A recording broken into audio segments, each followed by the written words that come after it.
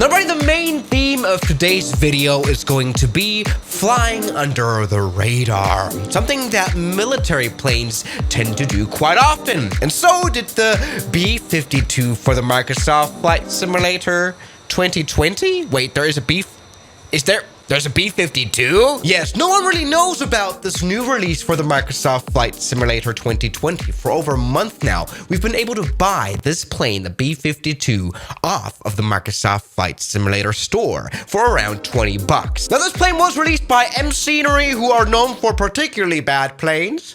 And it's got 2 stars. So this looks like, once again, a particularly bad plane. No, I mean, something that's interesting is that really there's been no like news article posted about this release. Like literally no one seems to care. There's like no advertisement for it, no proper review either. Yes, Scenery didn't really put much into the marketing, probably because they're so ashamed of their product. Yes, from some even veterans of the B52, this plane's described as the worst plane to ever be available for the Xbox. Right. But let's not get bogged down with any prejudices or anything. I mean, after all, this is a very important addition to the Microsoft Flight Simulator. I mean, I told the AI to give me some information about the B52, and it told me that it's been in service and flying since the 1950s in the Air Force. But despite its age, it continues to fly. And it will fly until the 2040s. That's a weird thing to say. But yeah, the Buff, as it's nicknamed according to the AI, really has shown its capabilities here. We've got some other facts here. The things it's good at: strategic bombing, air interdiction, close air support, electronic warfare, reconnaissance, missile carrier, long range, large payload, crew of 5, durability. This thing is crazy, the B52. There's a reason over 744 of these huge planes were built back in the 50s to 60s. I mean, it served as a carrier for the X-15. Plane just flew off of it. It's got 8 beautiful engines and a very interesting landing gear design, which is actually the first bad point about this plane. See, in real life, the B-52, it looked a bit different when it was on the ground of this Edwards Air Force Base. You see these like 2 supporters here? Yeah, we don't really see them here, do we? 20 euros! Yeah, which, you know, this is a great depiction of what this plane is. I mean, in general, look at how shiny it is. This plane in real life was never this shiny at all. I mean, it does look nice, but it gives off the vibes of a very poorly transformed FSX plane.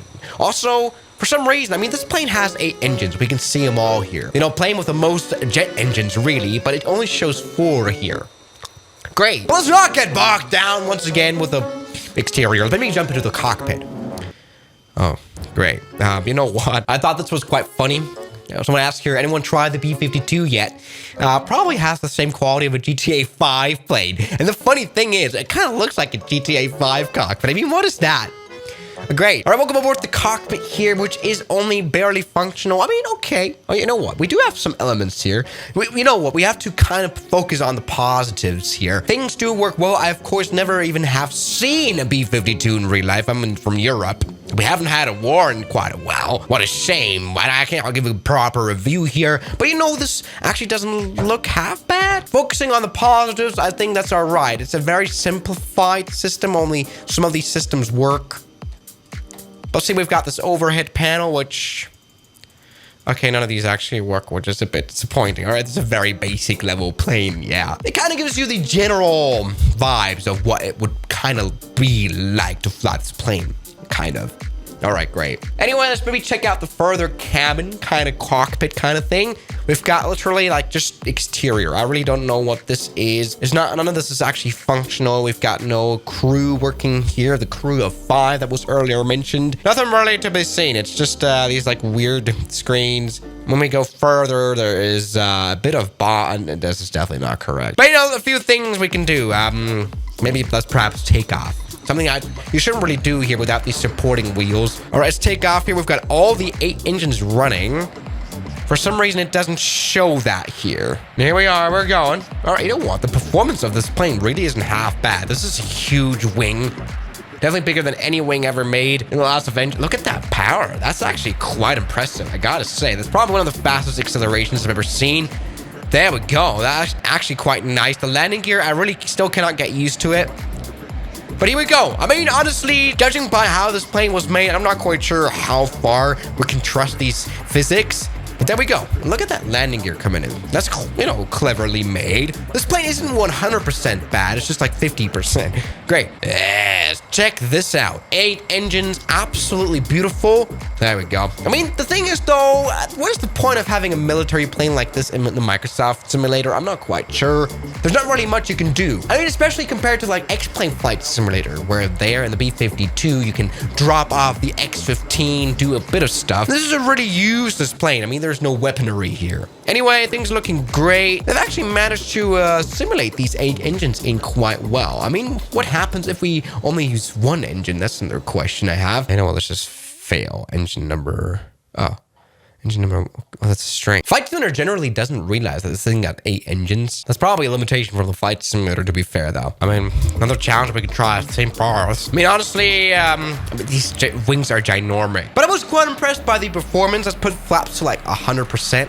There we go. That's what I'm talking about. I mean, look at those wings. I mean, yeah, I understand why they needed these support landing gears. Even though this looks like a toy plane with this landing gear, it's incredible. All right, come on, let's take off. There we go. Yes. After all, we're looking at a very capable military plane. This thing does not need a long runway. I mean, it wasn't built to be fast, but look at that lifting surface. I'm also wondering, how do you land this plane, you know, also in real life? Can you see that, by the way, can you see that little, like, beacon light? It's not a strobe, it's not strobing. Look at that, what is that? Just floating in Matrix! Jesus Christ, this is properly poor. Anyway, talking about properly poor, I cannot really see it out of the window. There you go.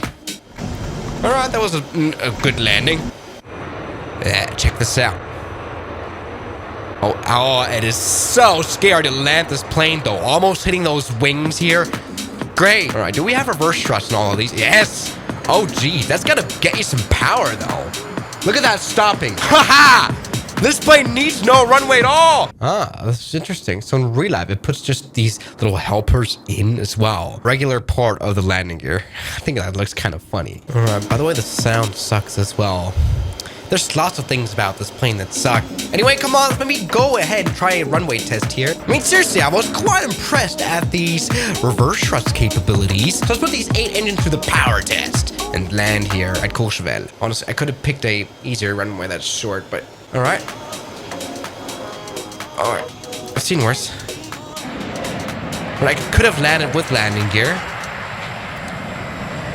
God damn it! When we stop, though. Yeah, this plane has no rat. This is very dead of a plane. I'm pretty sure in real life it would have GPWS callouts as well. Idiot. Oh, Jesus. All right, that's been a hard landing. Come on, let's go and stop now with all these 8 engines. Oh, the power. Not enough power. I get this plane is ginormous. All right. To be fair, I tried my best, but the B52 just wasn't enough for the runway test. And that rhymed. So, buddy, that's the B52 for Microsoft Flight Simulator. You know, I don't really recommend buying this unless you are a big fan of getting into depression. I mean, 20 bucks, that's not a great value for money. You can get a prostitute for that. I mean, the modeling isn't all that bad. Definitely better than anything I could have ever done. But another aspect is that literally anything is better than I could have ever done. So that's another story. So, yeah. Thank you so much for watching today's video, and I'll see you guys tomorrow, as always. Good night. Well, thank you so much to all the people who give me lots of monies, like Mariana, Ragings, Junk in the Trunk, Mike, John O'Brien, Derek, Matt, Sleepy Boy, Kelly Chaos, Ryland Williams, New York, Shadow, Ignuana, and Moritz Bohausen.